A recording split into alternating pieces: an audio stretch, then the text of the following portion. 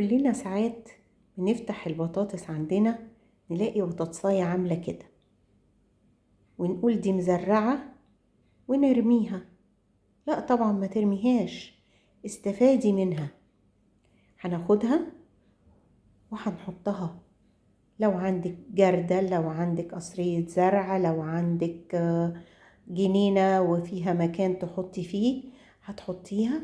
هتحفري الطينة وهتحطيها او الرمل وهتحطيها وهتغطيها كويس قوي بالتربة اللي عندك سواء طين او رمل، وهتسقيها مية وهتفضلي كل شوية تسقيها. وبعد 3 شهور هتاخدي احلى بطاطس بيتي من غير ولا رش ولا مبيدات ولا كيماويات.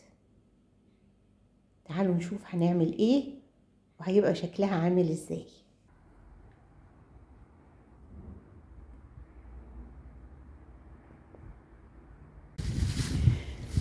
دي بقى البطاطس بعد مرور 3 شهور من زراعتها. بيطلع البطاطس نشوف هتبقى شكلها عامل ازاي.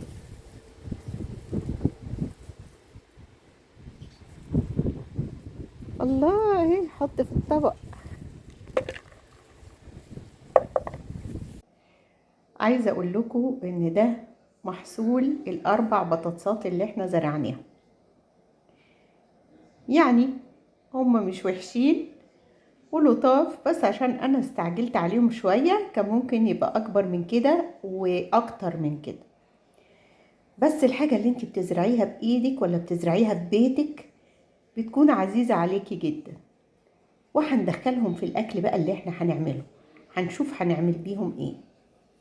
مساء الخير، اهلا بيكم في اسهل طريقه لعمل صينيه السمك السنجاري بالخضار. طريقه تحفه في منتهى الجمال، هتعجبكم جدا وسهله جدا. واحنا استخدمنا كمان البطاطس اللي احنا زرعناها في البيت. هنشوف هنعمل ايه. بسم الله الرحمن الرحيم. نجيب الصينيه اللي احنا هنحط فيها السمك وهنحط فيها شويه زيت، يعني انا بفضل يكون زيت زيتون. وهحط فيه السمكايه بتاعتنا اللي احنا فاتحينها بالمنظر ده كده اهي. نحطها كده بالورق. وهنجيب بقى خلطتنا اللي هي فلفل اصفر، فلفل اخضر، فلفل احمر، طماطم، جزر مقطع مربعات وجزر مبشور، وكمان بصل مقطع شرايح.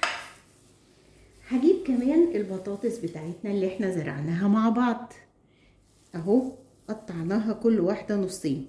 هي طلعت صغننة شوية لان احنا برضو يعني شلناها من الارض بدري شوية. هي قعدت 2.5 شهور، هي كان المفروض تقعد 3 شهور، 3 شهور ونص. احنا استعجلنا شوية، بس طبعا هي بصوا زي الفل وجميلة، وكفاية انها مزروعة في البيت.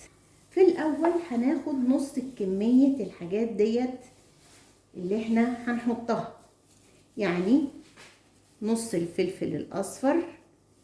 الحاجات دي هنحطها حوالين السمكة مش فوقها. نص الفلفل الاصفر، نص كمية الفلفل الاخضر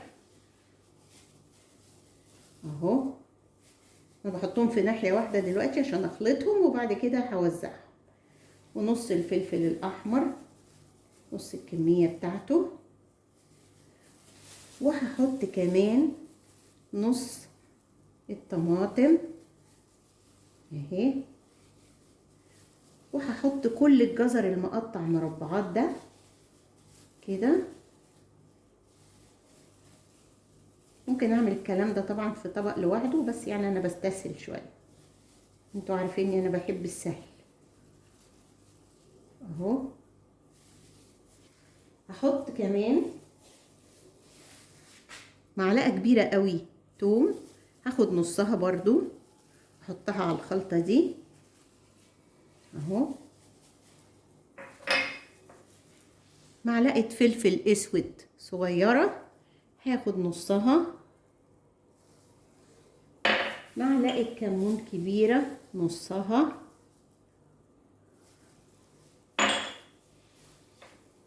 والملح حسب الرغبة هاخد نصه،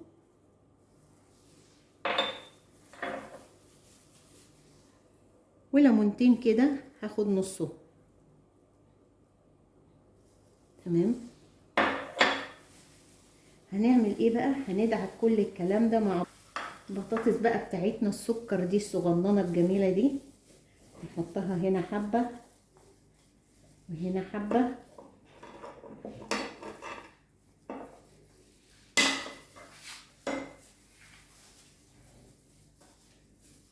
وبرضو هحاول اخلطها كده مع التتبيله الحلوه.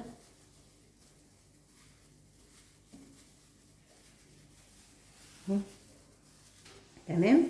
عندي بقى الباقي من الخلطه بتاعتي ده، هنعمل ايه؟ ناخده نحط عليه باقي الخلطه بتاعتنا. ادي الثوم، فلفل اسود، مش بكتر فلفل اسود انا، الكمون، الملح، الليمون، وهحط هنا معلقه بابريكا، بتدي طعم وبتدي لون وبتدي ريحه في منتهى الجمال. نخلط بقى يا جماعه كل الكلام ده اهو.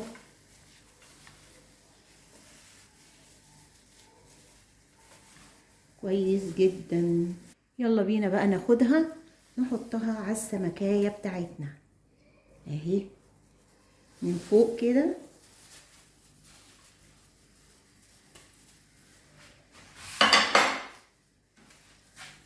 ونفردها كويس جدا تغطي لي كل السمكه اهي.